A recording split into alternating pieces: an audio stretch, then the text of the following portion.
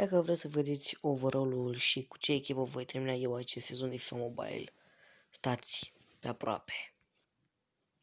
Salutare, bă, fraților! Bine v-am regăsit la un nou videoclip. Astăzi facem echipa mea finală de FIFA Mobile, așa că cam toată echipa s-a schimbat.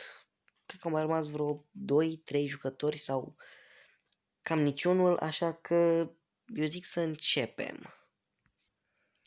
În poartă am ales să termin sezonul cu acest Henderson de 97. Foarte bun acest portar, după câte am observat la el. Mie mai toți portari au acum 1,97 m, așa că nu e așa de greu.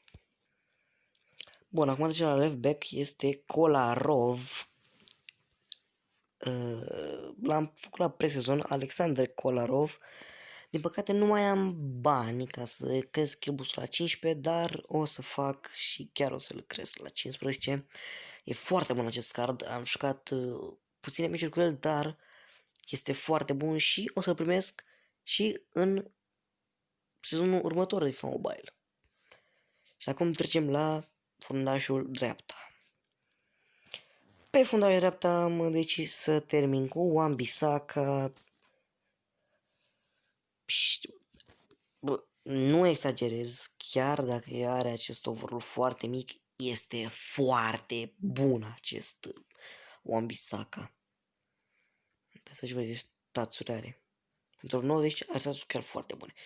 Și acum trecem la cei doi fundași centrali. Primul fundaș central este Otamendi de la presezon cu Destroyer, Nicolas Otamendi, așa că nu mai știu cum îl cheamă. 100 accelerație, 99 sprint, 140 marking, 140 sliding tackle, 140 intercepție, 140 aggression, 128 heading. Pentru ce înălțime are el, foarte bun. Următorul fundaș central, nu mai nevoie să un pauză, este Demiral, fundașul celor de la Piemonte Calcio sau Juventus, cum mai este denumită. Mersin Demiral, foarte bun acest Demiral. Se descurcă bine în gameplay, are holding. Aici mi se pare că l-am avut în loc de Otamendi pe Socrates și în loc de Demiral l-am avut pe Fabio Cannavaro. Și l-am schimbat. Acum trecem la mijloc. Pe posturile de mijlocaș am ales să-l pun pe Rod Gullit în partea stângă și pe Rabiot în partea dreaptă. Ați vedem și staturile. Acesta este Gullit. Foarte bun Gullit la statsuri. Și acum să vedeți și pe lui Rabiot. Cam asta sunt și ale lui. Și acum trecem și la CDM, pentru că aici avem o mare surpriză la CDM. Este Pjanic, pe care l-am făcut și pe el tot de la presezon.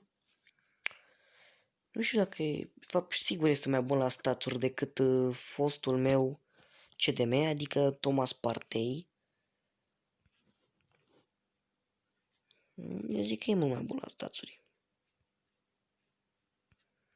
Deci da, e mult mai bun la staturi acest Pjanic. De asta am ales să-l și îl pun pe el și să termin cu el acest sezon. Acum trecem la partea cea mai importantă, atacanții. Pe postul de left wing nu știam cu cine să termin acest sezon.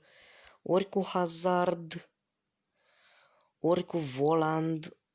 Dar am zis să termin cu Voland acest sezon. Sau să putea să-l schimb cu Hazard mai pe final, așa, nu știu.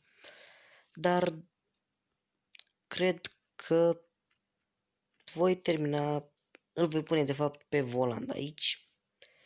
Și îl voi pune pe poziția de right wing pe Hazard. Ia 12 skill boost și pe poziția de striker avem Erling Haaland. Pentru că și deoarece l-am pus eu pe Haaland, pentru că e foarte bun Haaland, unul la mână, uitați-vă și voi. În primul rând, pe Hazard l-am pus acolo pentru că puteam să-l pun și pe George Best. Și cresc la chemistry. Și da, știu asta, cred că o să vin cu George Best. Și cam asta este echipa mea finală. Vreau să spuneți părerea voastră în comentarii sau pe Instagram.